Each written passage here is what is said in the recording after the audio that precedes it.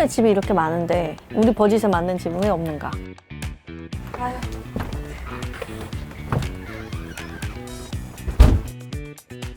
우리 팀원들과 내 주변에 사람들이 요즘 집 얘기, 집 알아보러 다니는 사람들이 많더라고. 우리 주위에 한창 집 구하러 다니는 분들 보면은 한 3년 차, 5년 차, 뭐 한창 일 많이 할 때. 일 많이 하지. 사실은 다들 똑같이 하는 얘기가 있어. 뭐야? 집 구하기가 너무 힘들대. 아, 힘들지. 그래서 솔로 일집 13번째 트랙. 이 정도면 정규 앨범이다. 와, 우리 이제 정규 앨범 나오는 건가요? 이번 편은 전세입니다.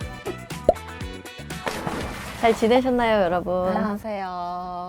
우리가 지난번 트랙 12에서 대출이 있어야 어른인 것 같다라는 이야기를 하면서 제가 그런 얘기를 했었죠. 주거 독립이나 이렇게 큰 돈이 필요해지는 단계가 됐고 또 그 돈을 빌려야 될 때 사회가 보는 나의 경제적 능력이 얼마인지 맞닥뜨려야 되는 순간이기 때문에 대출이 있어야 어른인 것 같다 그런 얘기를 했었잖아요. 근데 사실은 사회초년생이 신용도도 그렇고 뭐 소득도 그렇고 자산도 그렇고 뭐 얼마나 되겠어요, 사실은. 전세, 집 구할 때 꼭 필요한 대출은 아니, 받으려고 해도 안 나온다는 얘기지. 받으려면 안 나오지. 맞아. 요즘에 대출 규제 엄청 강화된 거 아시죠, 여러분? 엄청. DSR 규제라고 총부채 원리금 상환 비율 이런 걸 이제 따져야 된단 말이에요, 내년부터는. 네. 근데 그게 쉽게 말하면 무슨 말이냐면 소득이 많은 사람들은 이 비율을 계산했을 때 유리해지는데 소득이 적으면 내가 1년에 갚아야 되는 원금과 이자를 합한 금액이 내 소득보다 많아지면 안 되기 때문에 소득이 적은 사람이 아무튼 대출받기가 불리해진다는 거예요.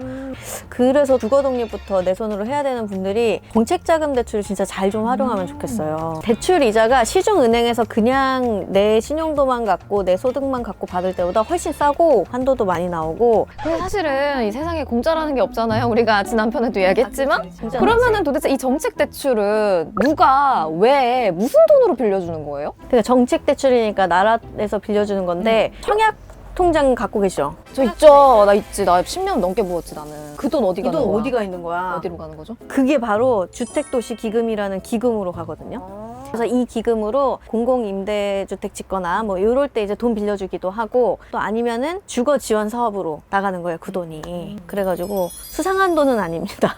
실제로 좀 네. 우리가 집을 구하고 계신 주변 분들의 사연을 받아가지고 어떤 상품이 매칭이 될까 따져보는 시간을 네. 드려볼까 합니다. 사연이 또 겹치는 분들 많을 거예요. 네, 첫 번째 사연입니다. 상암동 영어능력자님께서 보내주신 사연입니다. 집이 지방인데 직장이 서울이에요. 그래서 어쩔 수 없이 자취를 하고 있습니다. 저도 가급적이면은 전세로 옮겨서 지출이라도 아끼고 싶은데 방법이 없을까요? 라고 사연을 남겨주셨는데요. 이분의 현재 나이가 만 26살. 소득은 현재 2천만 원에서 4천만 원 사이 구간에 계신다고? 그 구간에 많이들 있죠. 그리고 현재 지금 모은 돈 1,750만 원이고 내년에는 3천만 원까지 어떻게 모아보겠다 이게 목표로 있으시다고 해요. 전세인 경우에는 보증금 1억 4천만 원 밑으로 원한다고 조건을 또 이렇게. 루시 PD님도 처음에 서울 올라왔을 때 그거 찾아봤다면서요. 서울에서 집값 제일 싼 집. 서울 집값 싼 동네 뭐 이런 식으로. 그런 식으로. 지방에서 또 이제 구직하시는 분들은 서울에 또 면접 보러 다니시는 경우가 많다 보니까 그때마다 계속 KTX 타고 왔다 그것도 갔다 하시다고 비용이야. 하더라고요. 근데 그것도 진짜 비용이에요. 그래서 한번 보면 정책대출 리그 요 씬에서는 되게 우프지만 없는 게 메리트예요. 젊을수록 그리고 소득이 낮을수록 오히려 이 조건에 되게 맞는 경우들이 많거든요.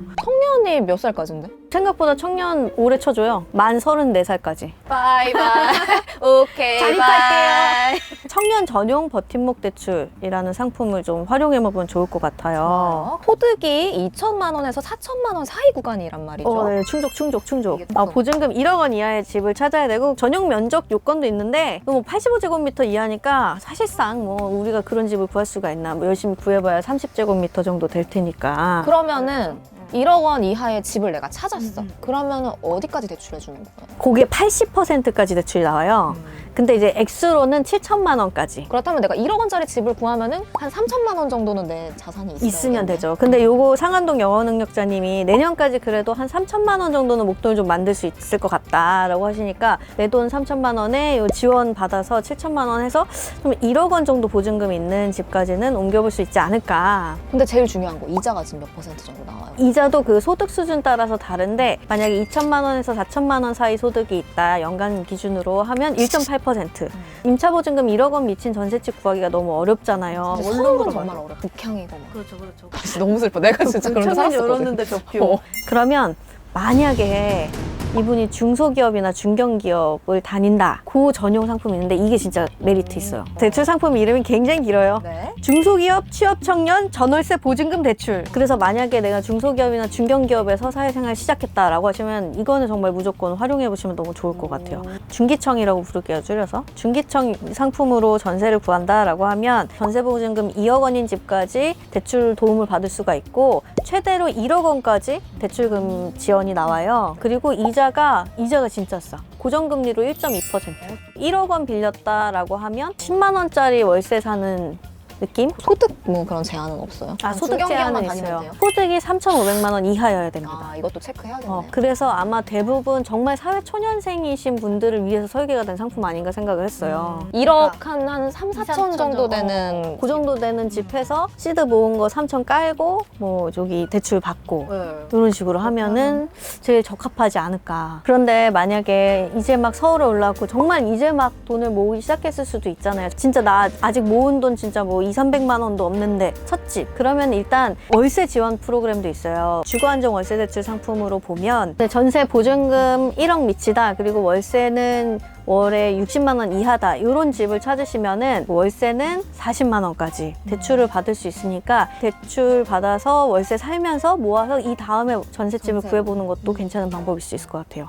두 번째 의뢰 사연입니다. 동쪽에서 온 체력왕님. 서울 소재 본가에 살고 있지만 말이 같은 서울이지 가장 조금 보태서 인천에서 오는 게 더 빠를 것 같아요. 입사할 때 가득 찼던 체력 게이지가 점점 고갈되고 있습니다. 야근도 많이 하게 되고 죽겠어요. 출퇴근 편한 곳으로 나와서 할까 고민 중입니다. 이분 우리 팀 아니지? 몰라. 요건을 보면 나이는 27살, 만 26살, 소득은 2천만 원에서 4천만 원 사이 구간이고 지금 모아둔 가용 자산이 4천만 원 플러스 알파라고 주셨어요. 집에 대한 조건이 좀 있는데 융자 없는 집이어야 되고 전세를 원하세요. 그리고 제일 중요한 거 회사에서 2~30분 거리여야 돼. 안 가까우면 나올 필요가 없는 거. 그리고 보증보험 가능한 집. 저도 동남권 소재 수도권에 또 살았던 사람으로서 몇 동네 없는데 동남권에 뭐 사실은 이제 막 서울 시내까지 출퇴근하는 길이 너무 사실 힘들긴 했었거든요. 힘들어. 내가 출퇴근하는 버스에 계속 그 돈을 버리고 다니는 느낌이 있잖아요.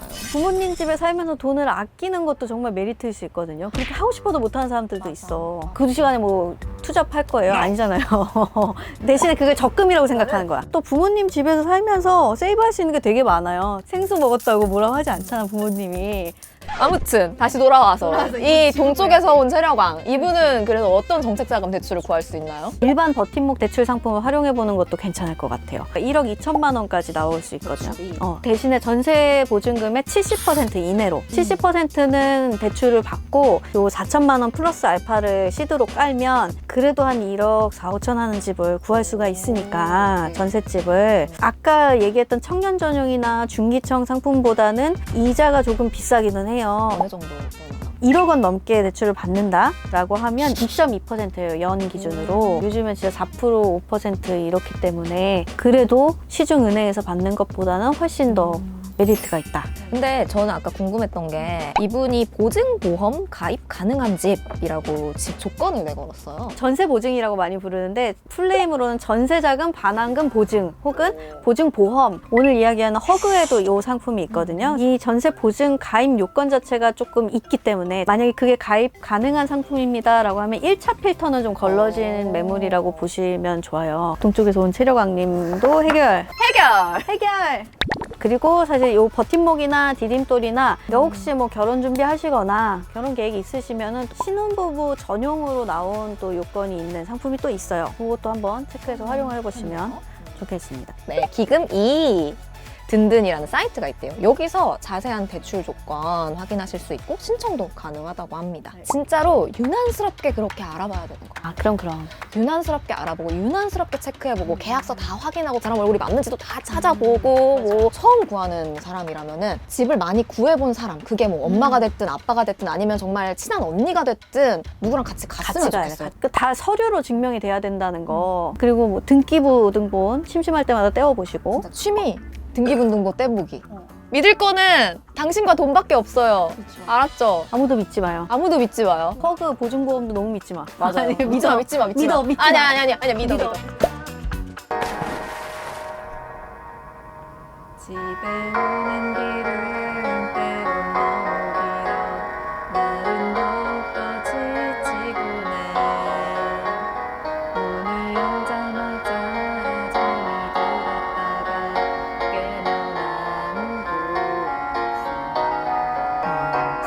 내가 먼 훗날에 저 넓고 거칠은 세상 끝 자가로 갈 거라고 나는 영원히